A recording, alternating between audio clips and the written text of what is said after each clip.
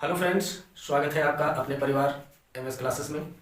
तो दोस्तों, आज आपने देखा कि बहुत दिन बाद हम आपके बीच में उपस्थित हैं।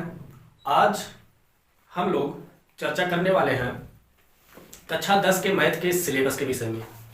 जैसा कि आप जानते हैं कि आज 1 अप्रैल है और आज से आपका नया सत्र शुरू हो जाता है। कहने का तात्पर्य यह है कि जो हमारे कक्षा 9th के बच्चे थे वो आज अपने क्लास को प्रमोट करके कक्षा 10 में पहुंच चुके हैं। और इस कक्षा 10 के नए क्लास में सबसे पहले हम अपनी तरफ से आप सभी लोगों का स्वागत अभिनंदन करता हूं और साथ ही साथ एक परामर्श के रूप में आपके बीच में कहना चाहूँगा कि आप यदि नए क्लास में अपना कदम रखे हैं तो बस एक काम कीजिएगा, तन मन धन से अर्थात तन्मयता से सशक्त होकर इस क्लास को पढ़िए। स्कूल हो, कोचिंग हो या अपने इस चैनल के माध्यम से, कहीं से भी जहां से आपकी इच्छा है आप वहां से पढ़ना शुरू कर दीजिए। और हाँ, कंटिन्यू पढ़ते रहिए तब तक जब तक कि आपका बोर्ड एग्जाम समाप्त ना हो जाए। चलिए दोस्तों, हमारे आपके बीच में तो अब प्रतिदिन बातें होती रहेंगी। तो कुल मिला जुलाकर आज 1 अप्रैल है, आज से आप लोगों का क्लास स्टार्ट होता है और इस एमएस क्लासेस पर मैथ का क्लास, फिजिक्स का क्लास हम ही लेकर उपस्थित होंगे और बायोलॉजी और आपका केमिस्ट्री जैसा कि हमारे साथी शिक्षकगण हैं, बाकी इंग्लिश, जितने भी आपके सब्जेक्ट बनते हैं वो सारे सब्जेक्ट आपको प्रोवाइड कराए जाएंगे। ठीक है, तो चलिए हम कक्षा 10 के मैथ की बात करते हैं। हम इसमें कुछ भी पढ़ने से पहले एक बार सिलेबस पर चर्चा करना चाहेंगे। कक्षा 10 के मैथ में आपका प्रथम चैप्टर दिया गया है वास्तविक संख्या। ठीक है दोस्तों, इस वास्तविक संख्या में आपको बहुत कुछ पढ़ने हैं। यहाँ से आपके बोर्ड एग्जाम में तकरीबन 2 से 5 अंक का आता है मेरे ख्याल से। ठीक है, उसके बाद आपको बहुपद पढ़ना है, जो कि यह चैप्टर आपके लिए काफी महत्वपूर्ण है।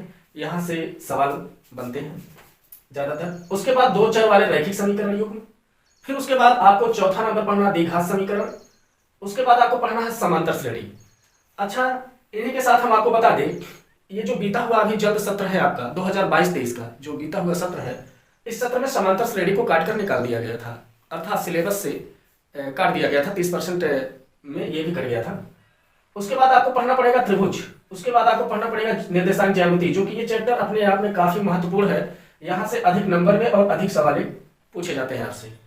अच्छा, समांतर श्रेणी की चर्चा एक बार फिर से कर लेते हैं। पिछले सत्र में भले ही कटा था, संभावना है कि इस सत्र में ना काटा जाए, और यदि कटता है तो इस जो भी सिलेबस से कटेगा उस चैप्टर को हम लोग छोड़ देंगे। ठीक है, और अगर कट जाता है तो छोड़ दिया जाएगा, सिलेबस में रहेगा तो सारा कुछ हम लोग पढ़ेंगे। ठीक है, अच्छा, इसके बाद जो आपका त्रिकोणमिति चैप्टर है, यह काफी इंपॉर्टेंट चैप्टर है आपका। ठीक, इसको पढ़ना ही पढ़ना है। यहाँ से सवालों की संख्या और नंबर ज्यादा आता है, अर्थात ज्यादा नंबर में और ज्यादा क्वेश्चन यहाँ से पूछे जाते हैं। त्रिकोणमिति के अनुप्रयोग से एक प्रश्न आपका आता है, 1 से 2 प्रश्न, तकरीबन 6 नंबर का। ठीक है, तो ये भी चैप्टर आपका इंपॉर्टेंट बन जाता है। फिर आते हैं हम वृत्त में। वृत्त आपको पढ़नी है। ठीक, वृत्त में स्पर्श रेखाएं हो गई, वृत्त का क्षेत्रफल हो गया, त्रिज्यखंड वगैरह हो गया, ये सारी चीजें आपको वृत्त में पढ़नी पड़ेगी। उसके बाद हमें रचना से तकरीबन 6 से 8 नंबर का प्रश्न पूछा जाएगा और 1 या 2 सवाल आता है। ठीक है, हमें रचना को भी कवर करना है। वृत्त से संबंधित यहाँ क्षेत्रफल रहा होगा। ठीक है दोस्तों, ये वृत्त से संबंधित क्षेत्रफल एक आपका चैप्टर होता है, इसको भी आपको पढ़ना है। पृष्ठीय क्षेत्रफल एवं आयतन, सांख्यिकी प्रायिकता, ये चैप्टर आपका काफी इंपॉर्टेंट है। कुल मिला जुलाकर इसमें 6 से 7 अध्याय ऐसे हैं जो आपके बेहद इंपॉर्टेंट हैं। बेहद इंपॉर्टेंट यदि कहें तो इसमें ज्यादा अंक के पूछे जाते हैं और ज्यादा सवालों की संख्या भी रहती है। ठीक है, इस आधार पर हम कह सकते हैं बहुत इंपॉर्टेंट है। जैसे आपका त्रिकोणमिति हो गया, ठीक, ये त्रिकोणमिति के अनुप्रयोग हो गए। रचना तो आपका फिक्स है और ये आपकी सांख्यिकी हो गई। ठीक है, यहाँ पर आते हैं तो निर्देशांक ज्यामिति हो गया और फिर आपके ये तीनों चैप्टर, यहाँ से ये चारों चैप्टर आपके काफी इंपॉर्टेंट होते हैं। यहाँ से सबसे ज्यादा सवाल पूछे जाते हैं। तो कुल मिला जुलाकर आज आपने देखा कि आज हम लोगों ने इस प्रथम क्लास में अपने इस सब्जेक्ट जो आपका मैथ है, इस मैथ में हमें पढ़ना क्या है, सीरियल बाय सीरियल हम लोगों ने देख लिया। ठीक है दोस्तों, आपको इतना अध्याय पढ़ना है। अब 14-15 अध्याय बन रहे हैं। यदि इसको हम लोग 1 अप्रैल से अर्थात आज से यदि नहीं शुरू करेंगे तो ये खत्म होने वाला नहीं है। ठीक है दोस्तों, तो अब मैं आपको ये बताने वाला हूं कि जो आपके एमएस क्लासेस चैनल पर शुरुआत होगी वह आपका बहुपद चैप्टर से स्टार्ट किया जाएगा। सबसे पहले बहुपद चैप्टर पढ़ाएंगे, फिर दो चर वाले रैखिक समीकरण युग्म को पढ़ाएंगे। उसके बाद इन दोनों चैप्टर को कवर करने के बाद तब हम प्रथम चैप्टर पर आएंगे। अब बहुत सारे भाई बहन ये सोच रहे होंगे कि आखिर शुरुआत से क्यों नहीं।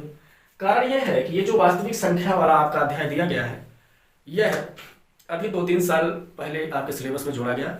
यह कहीं ना कहीं अन्य सवालों से कुछ अलग टाइप का है। अगर हम इसको शुरुआत में पढ़ाना शुरू करेंगे तो हो सकता है कि आपकी समझ से बाहर हो जाए। ठीक है दोस्तों, तो शुरुआत में हमें कठिन चैप्टर से नहीं करनी है, शुरुआत में हमें सरल चैप्टर से शुरू करना है और धीरे धीरे हम कठिन की तरफ बढ़ते चलेंगे। जैसा कि हमने बताया, पहले हम आपको बहुपद पढ़ाएंगे, उसके बाद दो चर वाले रैखिक समीकरण, उसके बाद तुरंत आ जाएंगे प्रथम वाले चैप्टर पे। तब इन दोनों चैप्टर को जब आप पढ़ लेंगे तो आपकी एक हैबिट बन जाएगी, आपकी एक बौद्धिक स्टेटस, जो सोचने की क्षमता होती है, एक ठीक ठाक स्थिति में बन जाएगी सवाल को समझने का। तब इसके बाद हम इसको पढ़ाएंगे तो आपको बेहतर समझ में आएगा। उसके बाद हम लोग सीरियल बाय सीरियल पढ़ते चलेंगे। तो चलिए, आज आपने समझ लिया होगा कि कक्षा 10 के मैथ में हमें क्या क्या पढ़ना है। तो अब जो हमारी पहली क्लास होगी बहुपद के साथ, उसे हम कल से प्रोवाइड कराएंगे। तो इन्हीं बातों के साथ उम्मीद करता हूँ कि आपको ये पाठ्यक्रम समझ में आया होगा। चलिए, मिलते हैं नेक्स्ट वीडियो में नेक्स्ट टॉपिक के साथ, इन्हीं बातों के साथ। धन्यवाद।